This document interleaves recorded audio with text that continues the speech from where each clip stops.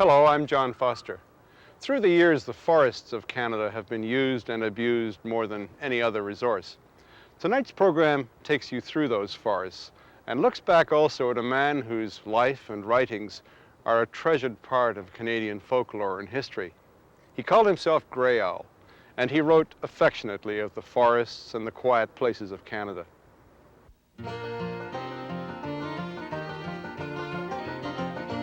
Well, I've traveled countless miles of road through countless cities and towns, from the majesty of mountains to the wealth of prairie farms, from the cities of Ontario to the beauty of Quebec. From a fishing boat of Labrador, I've watched the red sunset.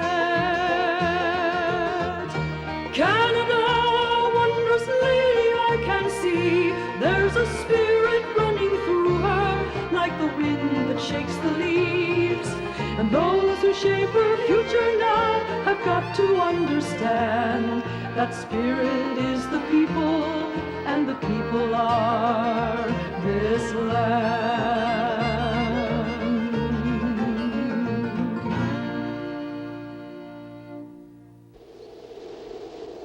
Up beyond the wavering line of the last frontier lies not merely a region of trees, rocks, and water, but a rich treasure house, open to all who dare the ordeal of entry, and transformed by the cosmic sorcery of the infinite into a land of magic glades, spirit-haunted lakes of undiscovered fortunes, and sunset dreams come true.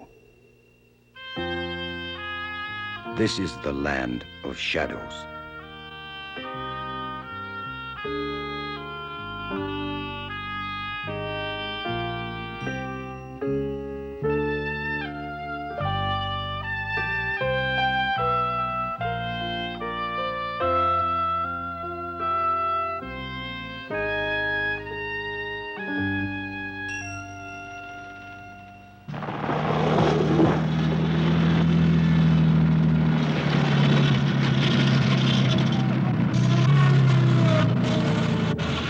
But not much longer can the forest hope to stem the tide of progress. Change is on every hand. Every year, those who follow the receding border further and further back see one by one the links with the old days being severed. As the demands of a teeming civilization reach tentacles into the very heart of the wildlands. I am Washakwan Asin. I am Grey Owl. For over 3 centuries, the forests of this land have provided shelter, warmth, food, and water to a continually expanding population. Today, the forests still cover more than half the total land mass. Canada's crowning glory is her forests, or what's left of them. The forest industry is Canada's largest, producing 22% of the world's wood products, amounting to sales of $23 billion a year, more than agriculture, mining, fishing, and fuel sales combined. The birthright of future generations is being squandered by its trustees.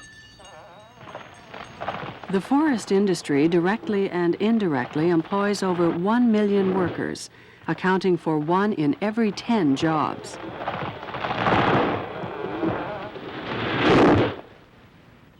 This is the story of Canada's forests, its wildlife, and a man who loved them. Washakonasin, he who flies by night, Grey Owl. Born 1888, Sussex, England. Died 1938, Saskatchewan, Canada. It is nearly half a century since my mortal remains were laid to rest. But my spirit still moves over this land.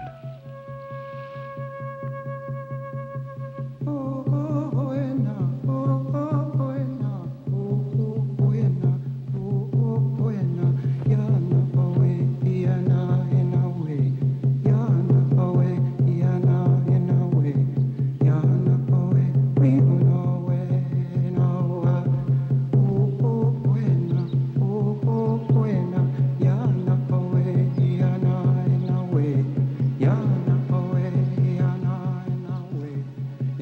It was here, at Ojuwan Lake in Prince Albert National Park, that Gray Owl spent the last 7 years of his life.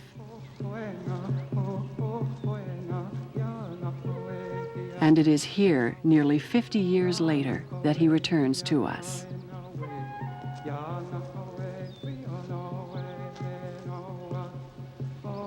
In 1931, Gray Owl came here to Saskatchewan to work for the National Parks Department. Through his writings and lecture tours, he became one of Canada's foremost conservationists, attracting visitors from many countries.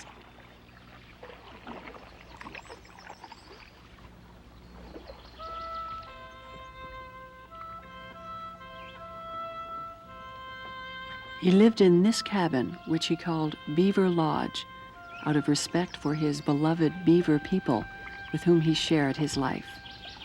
It still stands today in good repair, attracting hundreds of visitors every year who must hike, portage, and canoe a distance of 30 miles to reach here.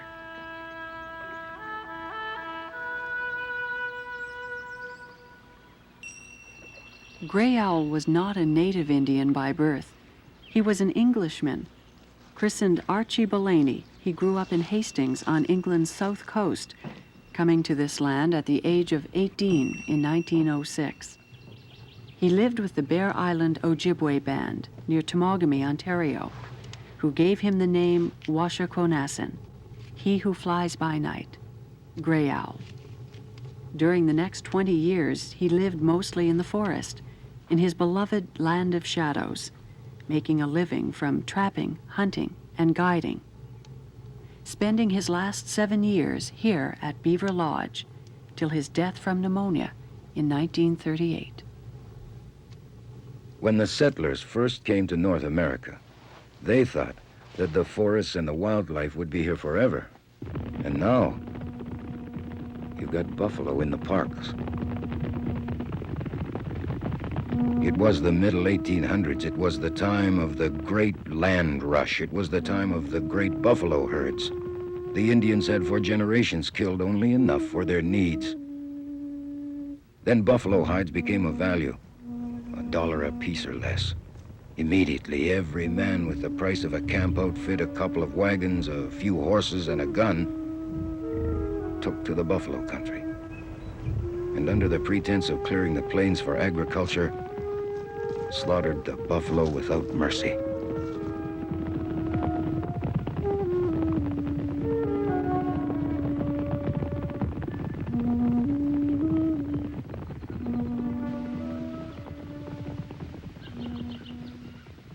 The Indians took to the warpath in defense of their ancient birthright. Retaliatory tactics of the utmost cruelty were carried out against them.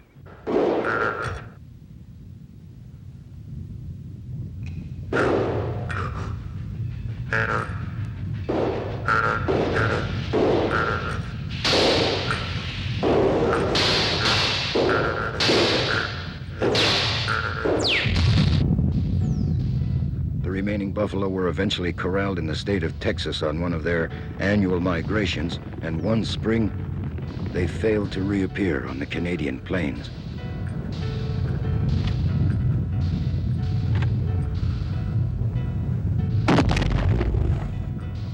A whole species of a useful and noble animal had been destroyed, and an entire race of intelligent and courageous people decimated and brought to subjection in the space of a number of years that could be counted on the fingers of a man's two hands. The Indian problem was settled for all time.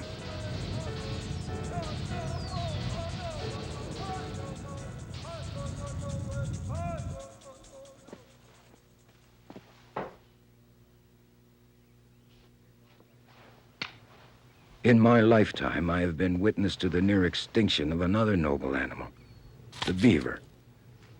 To this cabin, I bought a family of these gentle creatures, Jelly Roll, Rawhide, and their 4 kittens. There is a hole in the floor that leads under the water outside. This is where they built their lodge. This is where we lived, together.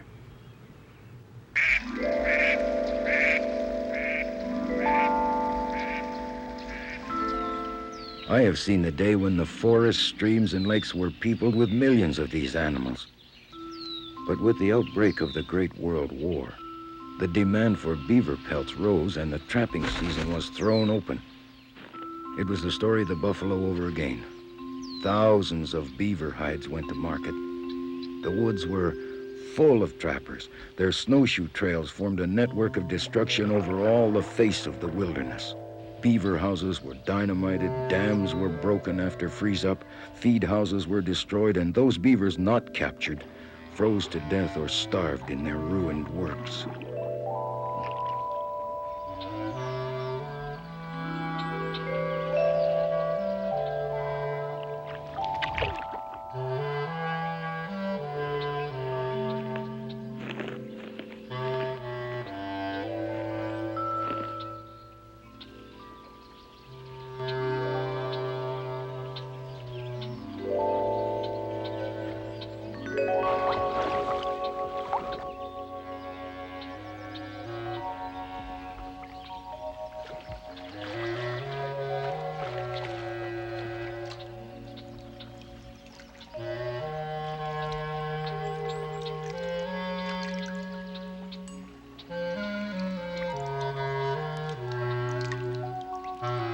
Unskillful methods allowed animals to twist out of their traps, leaving in the jaws some shattered bone and a length of sinew, condemning the main creatures to do their work with one or both feet cut off.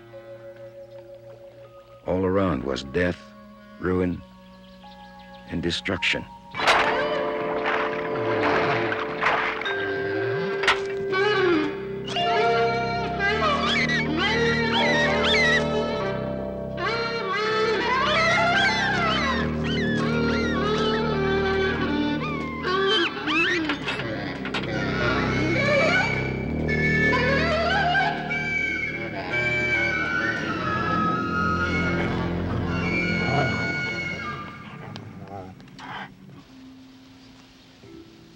In the period between 1916 and 1945, new and tougher laws on trapping were passed.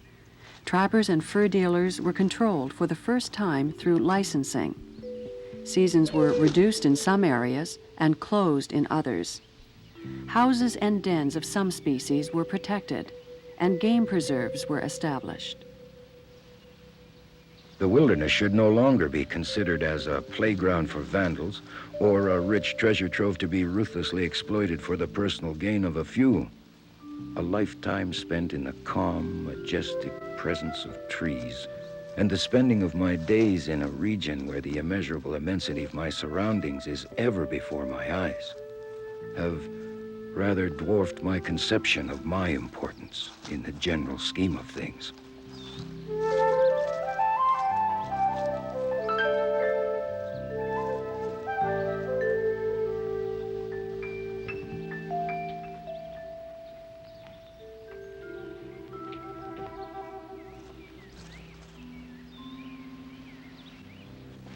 I remember once, on stopping to make camp, hearing a sound like the moaning of a child a few yards away. I quickly rushed to the spot, knowing bear traps to be out in the district. I found a beaver jammed in the crotch of a limb, held there by a spring pole, moaning feebly. I took it down and found it to be a female, heavy with young, and in a dying condition. My attempts at resuscitation were without avail, and shortly after, 3 lives passed into the discard. It is reflections such as these that finally aroused in me a distaste for killing, and brought a growing feeling of kinship with those inoffensive and interesting beasts that were co-dwellers with me in this land of shadows and silence.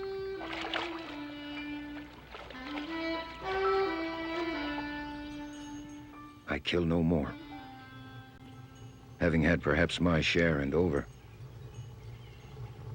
Some prefer to have a den full of trophies, others a hunting lodge, decorated with skins. I like mine alive.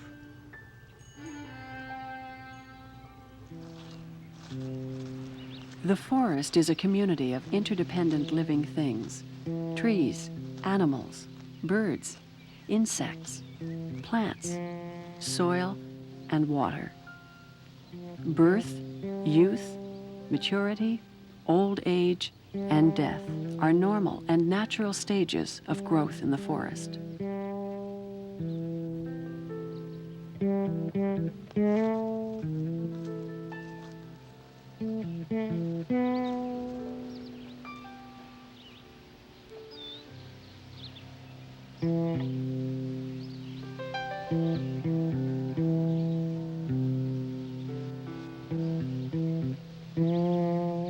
The strong survive in the endless struggle for life. The weak perish. All must die and return to the earth from whence they came, to supply life-giving energy to the new growth that succeeds them. It is the continuing cycle of life. Man, in small numbers using simple tools, was at one time able to be part of this cycle.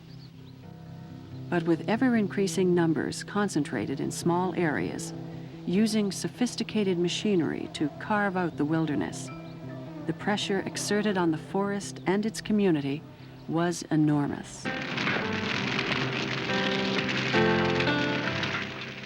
At first, the settlers burnt the forest and felled the trees to clear the land, build their shelter, and plant their crops. But it wasn't long before the demand for trees increased. Britain looked towards her North American colonies to send timber for her Royal Navy. First in the east, it was the white pine that was so much in demand. These great trees were squared off where they fell, then hauled to the river and assembled into great rafts that were floated down to Quebec City, where flotillas of timber ships numbering sometimes 3,000 in 1 year waited to take their precious cargo to Mother England.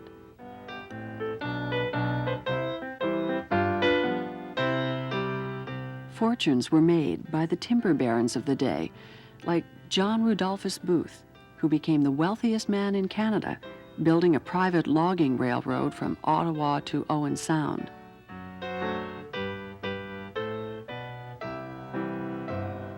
By the middle 1800s, the demand from Britain for timber was falling off, and all eyes turned westward to the prairies, where wood was needed for the construction of railways and new towns, for the tide of immigrants that was flooding onto the treeless plains.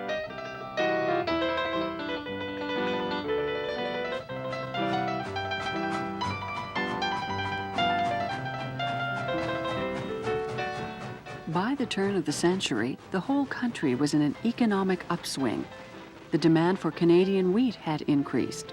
Mining, logging, and farming was increasing. Manufactured tools and machinery were needed. These were boom times.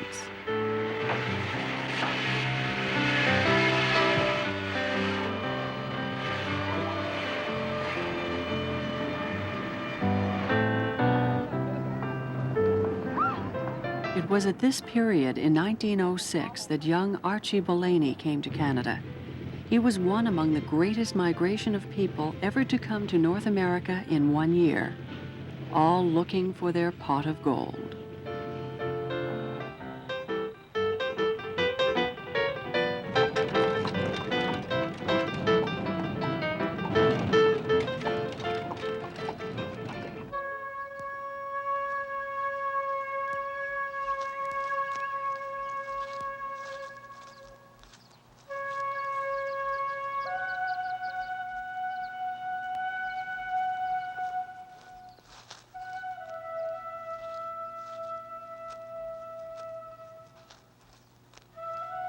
In cemeteries, like this one outside Huntsville, Ontario, the pioneers and their sons and daughters who hacked their homesteads out of the wilderness have been returned in death to the earth that was so much a part of their lives. Today, a century later, time-honored, they lie beneath their granite and marble gravestones. And amongst them stands a plain wooden cross. Buried beneath, an Indian, one with no name wrapped in a blanket, who died just 4 years before I was born. It is good his marker is of wood. They have been together a long time, the Indian and the tree.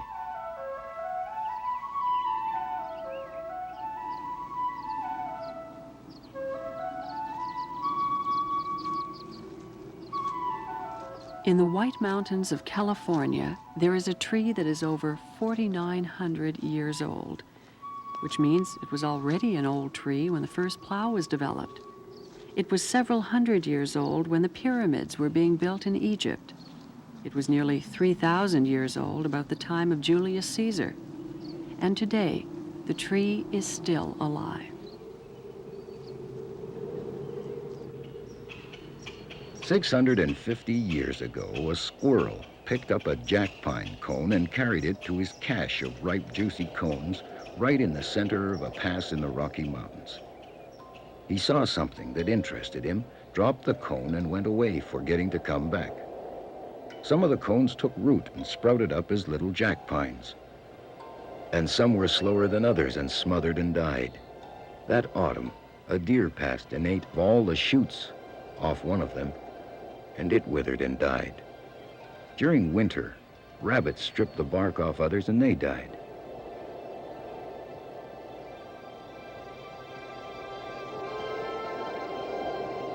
Four or 5 years later, during late summer, a bull moose used one of them as a scraping post to remove the velvet from his antlers, in the process breaking down all but one of them, and they died.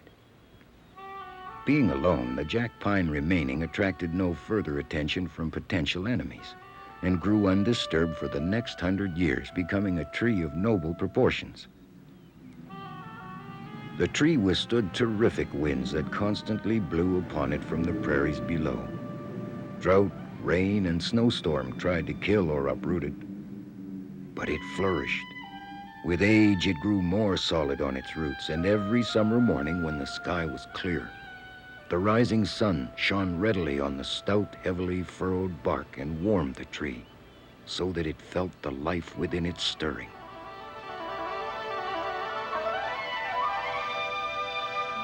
For the next 3 centuries, the great jack pine looked down over the vast, sweeping prairies, over the great, dark, moving masses of buffalo, and over the teepees of the Blackfoot Nation.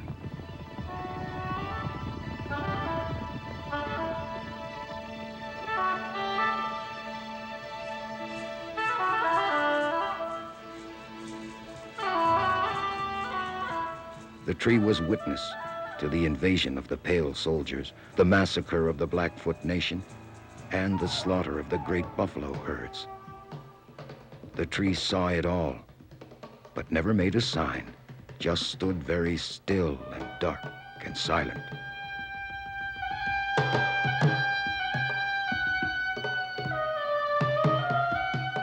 It saw the advance of the swelling population, the trapper, the explorer, the missionary, the prospector, the whiskey peddler, the cowboy, and the surveyor, and the land agent, and the farmer, removing the life from the land to make room for the great god of wheat, the god that was later to choke and starve them, turning the fertile prairies into dust-choked deserts where even the cactus and the rattlesnake could no longer live. Many years later, it was decided to build a highway. Came the surveyors and the engineers who saw beauty in straight lines and could view with complacency the fetters of primal forces that had run free for 500,000 years before man appeared at all. They found romance in converting the face of nature to man's needs.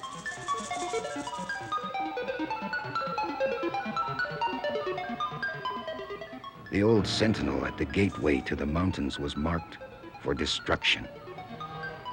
The first cut was made. The tree stood in all its grand composure and nobility to the last, and then swayed a little and started on its journey to the ground, where it first sprang to life nearly 700 years before.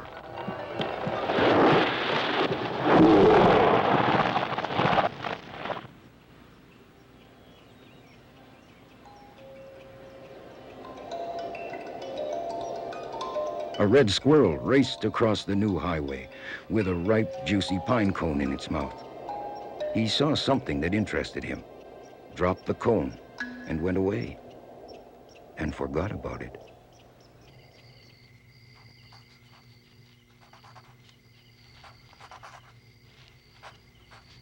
Life. Throughout the centuries, man has tried to capture it, arrest it, destroy it. Poets sometimes have captured it, so have artists with their colors. I once searched for it amid the iron web and pavement of the cities, where men were reluctant to extend a friendly hand to a stranger. I've walked the sidewalks of city time, across the ballpark and golf course in search for it. It wasn't there, nor was it huddled amongst the busy souls of the affluent society, scurrying, pressing forward to erect more mansions, more smelters, and more towering high-rise structures. I couldn't find it.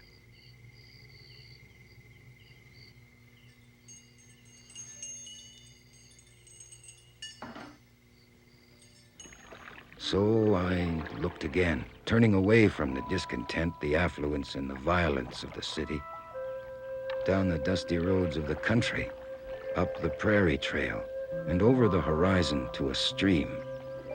And there with my canoe, I pushed on into the green shadows of dawn.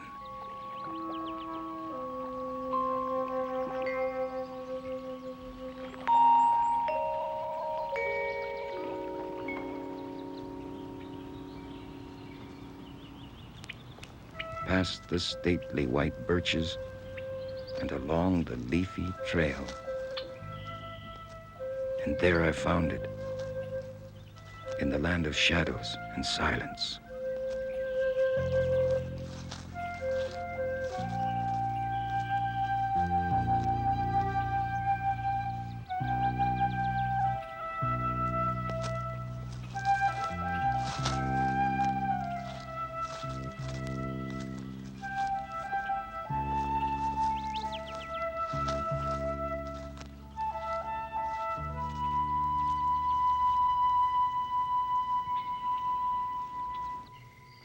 Can you think of anything that has the majestic quietude, the reposeful calm, the slumbering restfulness of a forest of trees?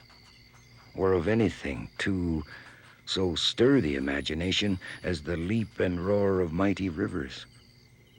Can you think of anything that has the majestic quietude, the reposeful calm, the slumbering restfulness of a forest of trees?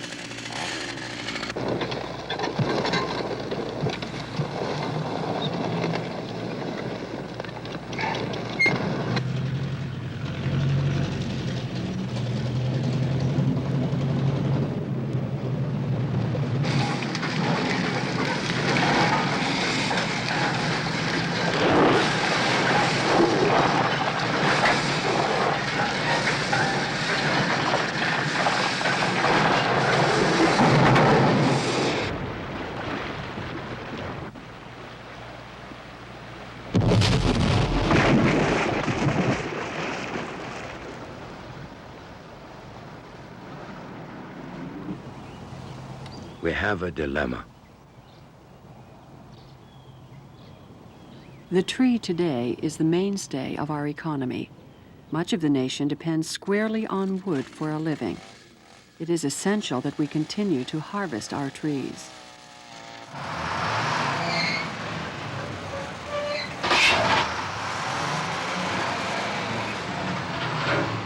With a rapidly expanding world population, the demands on Canada's forests and its products are increasing.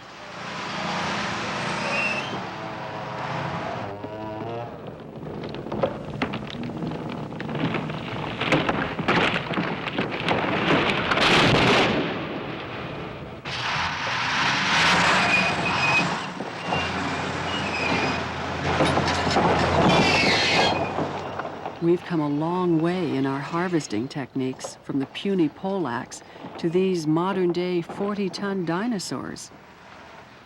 But they are destructive. The entire forest is stripped. Whether the tree is of commercial value or not, it is gone.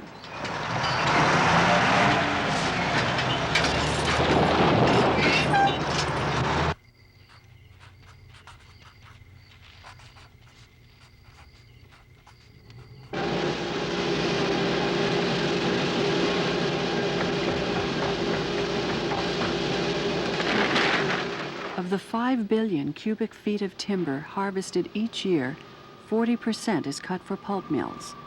The rest, for lumber.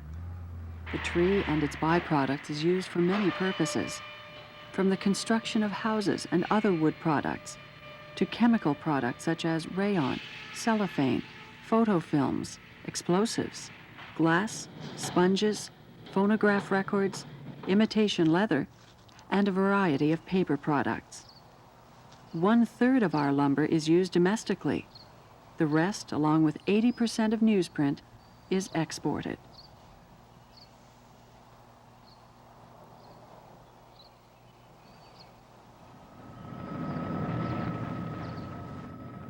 But the costs of harvesting timber have doubled in the last 5 years. With ever-increasing distances of the productive trees from the mills, trucks today haul timber as far as 500 kilometers. The cost of transporting logs over greater distances threatens to reach the point where mills will run out of mature timber. In many cases, this has already happened, forcing the mills to close down. There are plenty of trees out there, but often they are the wrong species or poor in quality. Of the 140 species of Canadian trees, only a handful are of commercial value.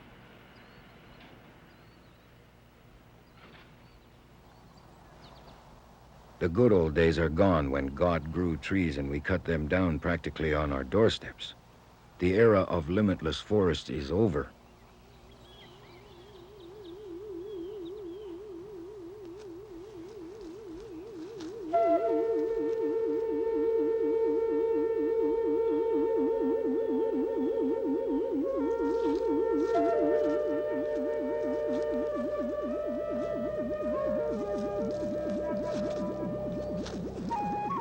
Five 500,000 acres of productive forest disappear annually. 60 million acres of forest have been cut and burned in Canada without being replenished. And in spite of this, we are harvesting 2 million acres of forest land a year.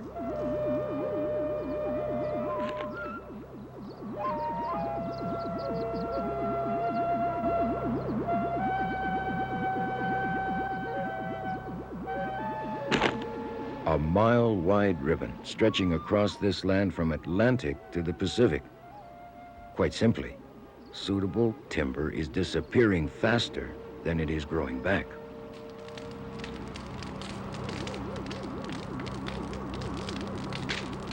There are further causes for alarm. Not only are 2 million acres of forest logged each year, but a similar amount is lost to disease, acid rain, pests, and fire.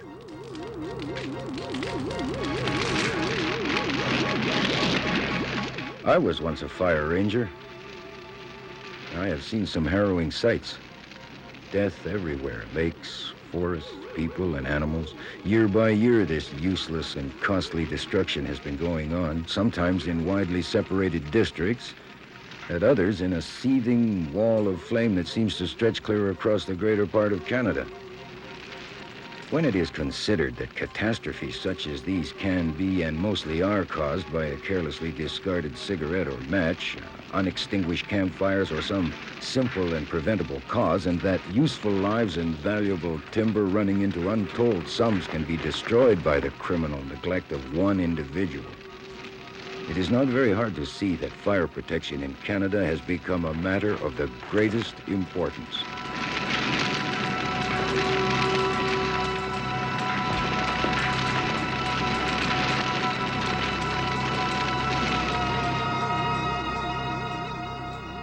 Over the last 10 years, a yearly average of 11,000 square miles of forest has been destroyed by wildfire.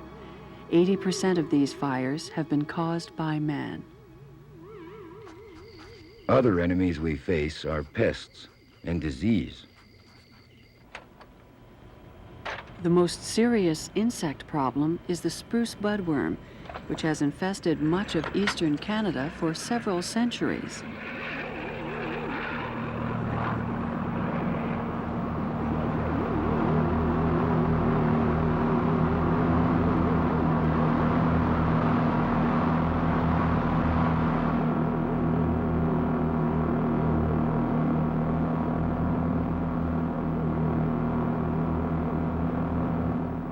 To combat this enemy, aerial spraying with chemicals has been used for many years to preserve the foliage and keep the forest alive.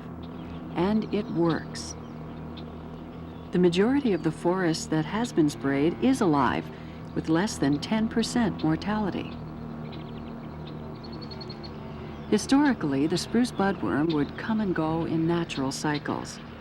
Left to itself, the forest could deal with these periodic invasions, slowly renewing itself.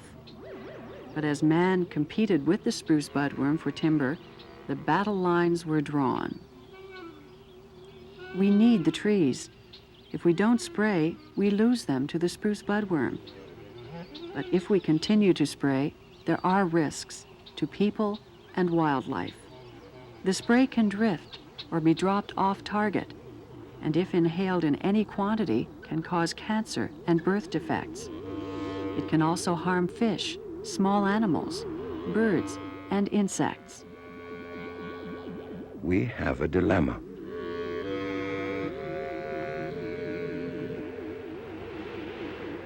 More chemicals, acid rain.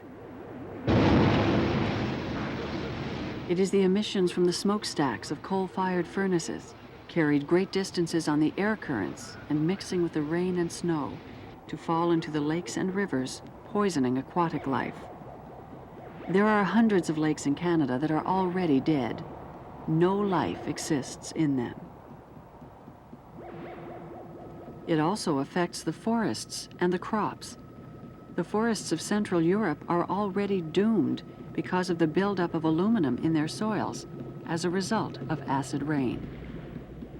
A gloomy picture, but all is not lost. In October 1982, in Hamilton, Ontario, Canadian educators organized an international conference on education and the environment, the Man-Environment Impact Conference, attracting 3,000 delegates from 30 different countries. The conference recognized that environmental concerns exist throughout the world and that mankind's impact on the environment is global in nature. Do you ever go to Lake Ontario? No, I've never been there. You haven't? No. You should visit me sometime. That's where I live. Really? Yeah. Oh, what's your name? My name's Professor Trout. I'm 32 years old. I'm a very old fish. I come out of the water every now and then to talk to you humans, to try and get you to stop polluting the lake so bad, and to try and get you to stop acid rain, because acid rain really hurts us fish. Are you having fun today? Yeah. That's good. Are you selling those? Take one of my stickers and my pamphlets and read them, and you can learn all about acid rain. The theme of acid rain seemed to permeate the entire conference. Dr. Paul Ehrlich of Stanford University, California. You gotta stop the spewing of the garbage into the atmosphere and into the waterways, particularly into the atmosphere. That gets into the waterways eventually too. In other words, let's suppose that you manage to magically cordon off every relatively undisturbed area on the earth right this instant and preserve it. And magically every lawn disappears and is replaced by something sensible, and so on and so forth. If you keep the acid rain falling, it's not going to make any difference. You've got to stop that sort of thing, or we're not going to save anything. The acid rain, of course, by the way, is eating away human artifacts too. When I was at the Acropolis, a couple of years ago, they were carefully taking down the beautiful carvings and replacing them with plastic carvings because the plastic models, because the rain in Greece is so acid that it simply is eating away the marble monuments. This is happening all over the world. It's not unique to Greece.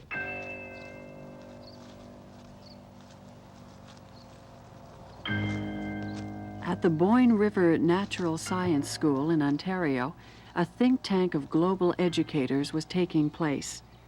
It became obvious that the individual perception of one's environment varies throughout the world. If you work in a poor country, as I do in India, you come across this again and again. The environmental perception seems to be clouded by your social, political, economic, cultural background. As a result of that, you only see the world around you through filters. Again, cultural, economic, political, and social as well. This we are able to see very clearly. For example, think of a fourth of the people living in Calcutta in the pavement, where they have got to fight for a place to sleep, where they have got to fight to get a liter of water, where they are not sure where their next meal is going to come from. What is their perception of the environment?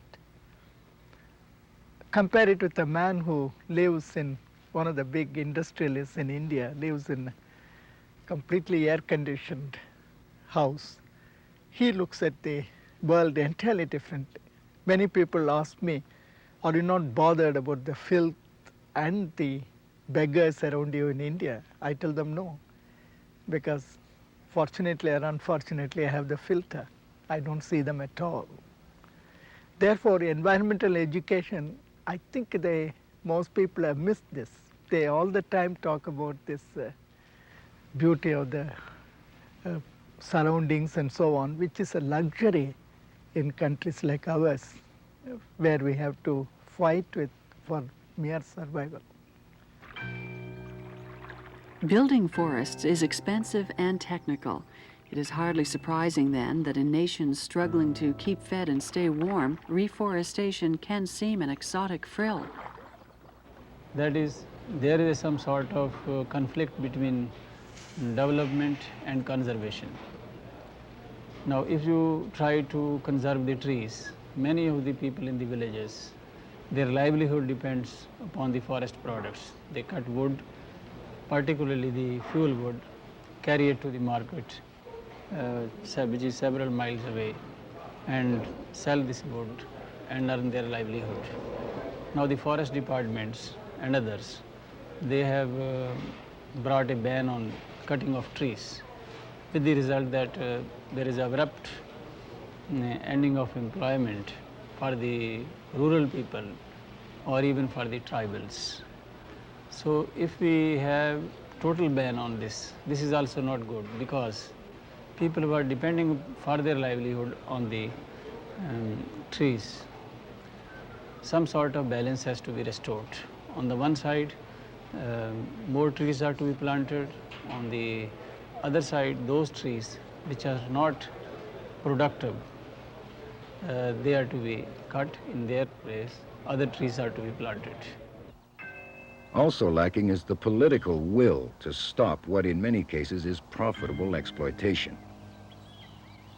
In Kenya, the president personally took control. So in 1978, the situation had got to a stage where we felt the country would be turned into a desert very, very soon if something was not done. Because most of the cutting, or perhaps the greater part of it, was to make charcoal, because wood is an important source of fuel for our people. It is a very important one, and therefore it was necessary to conserve it. If it is going to continue being an important source of fuel, then it has got to be conserved and cut systematically with a lot of planting of trees in the country. The cedars of Lebanon once really existed, and the bleak British moors of Yorkshire once sang with the murmur of trees. When the forest cover is removed, the root systems die, and the soil is no longer able to hold the life-giving water, which runs off too rapidly, causing flooding. This washes the fertile topsoil away, leaving the ground parched and lifeless.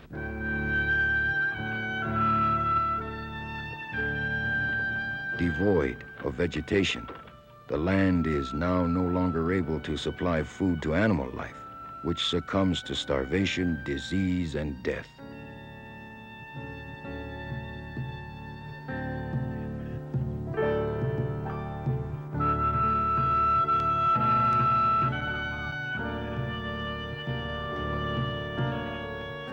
And when the land is devoid of all life, it becomes a desert. In developing countries, hundreds of millions of rural people are forced to strip the land of the forests in order to find wood for cooking and heat. Thousands of millions of tons of soil are being lost each year as a result of deforestation and poor land management. It's ironic, but countries that would go to war if someone moved their borders back a yard are losing millions of tons of soil a year in erosion.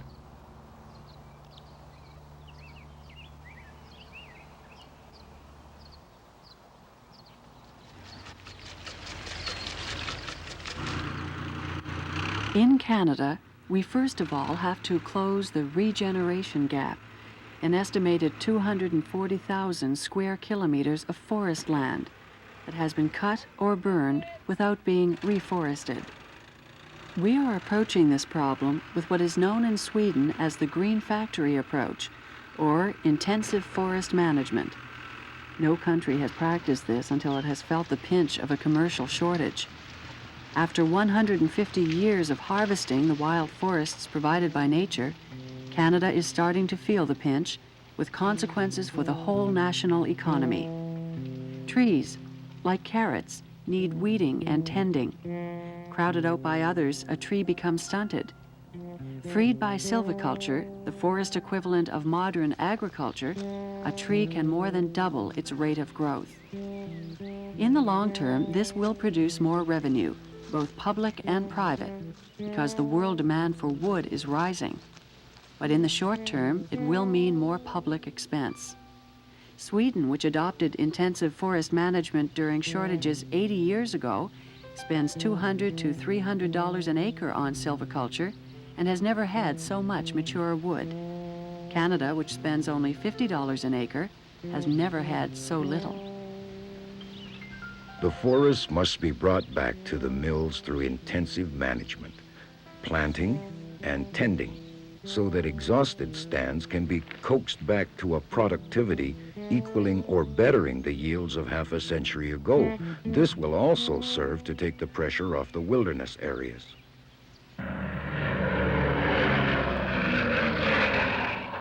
And we have the technology to enable us to accomplish this goal.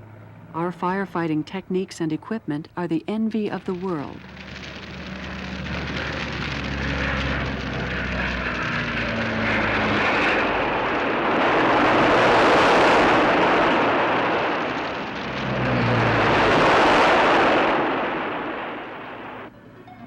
We have satellite surveillance that can pinpoint 1/2 an acre of forest from 500 miles up and indicate what kind of trees exist. We can put scrubbers into the smokestacks of our coal-fired generating plants to reduce acid rain. We have even developed a super tree, hybrid poplars. They can be cut when they're 2 years old, instead of 60 to 80 years for a spruce. They could be grown and harvested like corn on farms, close to the mills, saving huge costs of logging in the northern forests.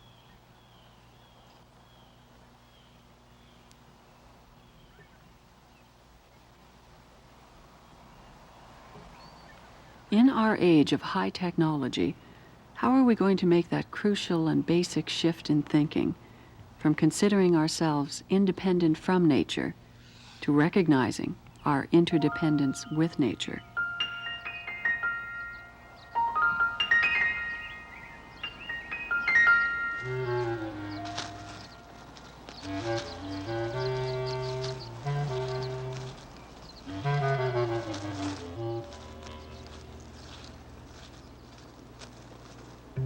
It was a noted American forester and conservationist, Aldo Leopold, who lived about the same time as Gray Owl, who said, "The conquest of nature by machines has led to much unnecessary destruction of our resources. Our tools improve faster than we do. It is unlikely that economic motives alone will ever teach us to use our new tools gently."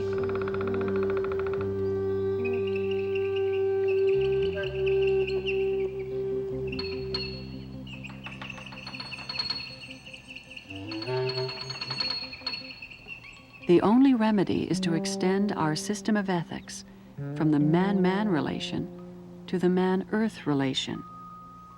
We shall achieve conservation when, and only when, the destructive use of land becomes unethical. We in Canada are in a large degree formed by the wilderness. Our native peoples are people of the wilderness. And we are the spiritual descendants of all the unsung voyageurs and frontier farmers. Our cities and towns have grown from tiny settlements in the bush, and the epic features of our national accomplishments have been achieved against a wilderness backdrop. Is not at least some of this great northern heritage worth saving in its original and unspoiled state? Did you know that Canada's wildlife alive and her natural scenery have made the tourist traffic one of Canada's foremost industries?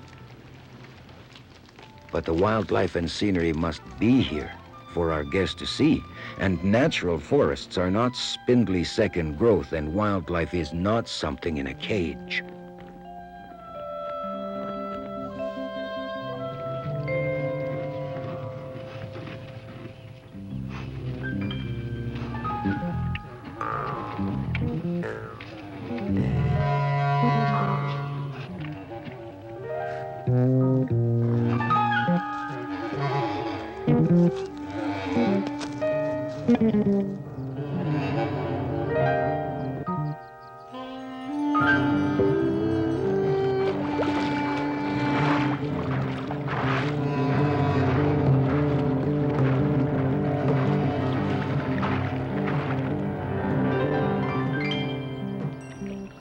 In my late travels, I have seen and heard much that was unexpected. Some of it not easy to grasp and leaving me at times a little bewildered. We who live in the woods have different standards.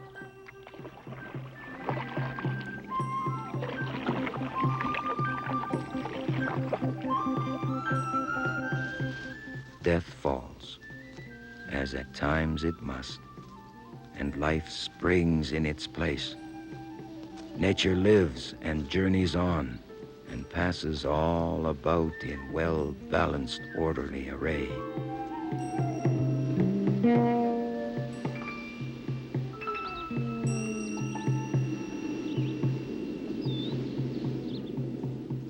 The scars of ancient fires are slowly healing over.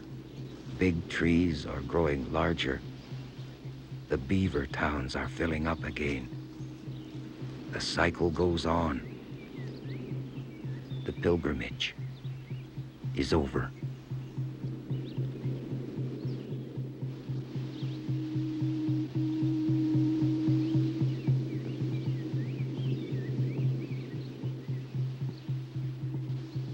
Say a silent thank you for the preservation of wilderness areas, for the lives of the creatures who live there, and for the people with the foresight to realize this heritage, no matter how.